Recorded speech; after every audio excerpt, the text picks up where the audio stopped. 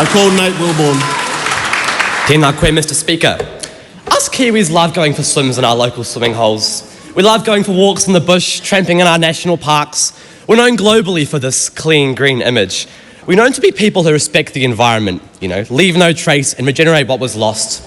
And if there was one saying, Mr. Speaker, that sums up who we are as a country, it's this.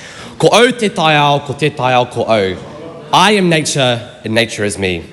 But today, this bond that we have with nature is under threat. Our government isn't just neglecting nature, it's launching an outright assault on it. And I'm here to call them out for it. A war on nature is a war on who we are. Here are some of their actions so far. Despite regular reports from the Environment Minister, Penny Simmonds' own ministry showing ongoing decline, the Minister reckons that the balance has swung too far towards the environment. Cabinet Minister Shane Jones has had last-minute and informal dinners with the mining industry, which I believe is an attempt to dodge meeting disclosure rules. He's flipped off Freddie, the critically endangered Archie's frog, and will happily stand by and let our native species go extinct over his beloved economic development. Our Conservation Minister Tama Pōtaka reckons that saving species is too expensive. The 2024 and 2025 budgets both slashed the Department of Conservation's budget, and it gets worse.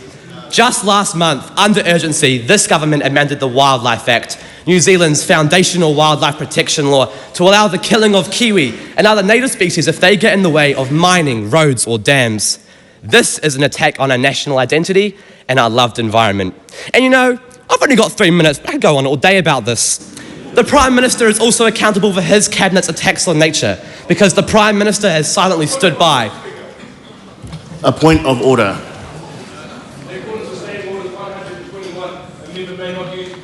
May not make imputation of the proper motives against the member, an offensive reference to a member's private affairs or personal reflections against the member. Speaking to the point of order. Speaking to the point of order, and then I will deal with this. That member is not currently in this chamber, so the member has been replaced by a different youth MP. Yeah, that was my that was my understanding as well. This is the Youth Parliament, not the New Zealand Parliament.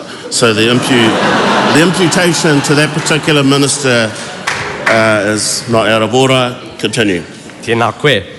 As I was saying, the Prime Minister is also accountable for his cabinet's attacks on nature because the Prime Minister has stood by silently while this government has slashed the funding for the Department of Conservation, rolled back protections of our environment and fast-tracked the destruction of it.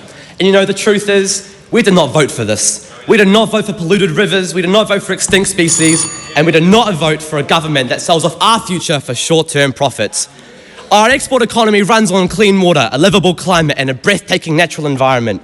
Our EU and UK trading relationships depend on us raising environmental standards, not tearing them down. Weakening the protections is not only reckless, it's also economic self-sabotage. New Zealand's proud international reputation is built on our connection to Papatuanuku, but this government is trading that legacy for short-term gains. So I ask New Zealanders, is this who we are? Are we a country who abandons our nature for corporate interests? Are we a country that trades the future of our mokopuna for a quick buck? Because whether we realise it or not, nature is the backbone of our society. Healthy forests and oceans give us the air we breathe, clean fresh waterways give us drinkable water, and a stable climate allows for food production. To the rangatahi out there fighting for Papatuanuku, I hear you and I am with you. You are the ones that should be in here making the decisions that shape your future. And I ask just one thing of this government, to all the ministers and members up there in the gallery today who are listening, stop putting profit before Papatuanuku. You must put the interests of our planet, our people and our future first. Tēnā koutou. Call Dave Smith.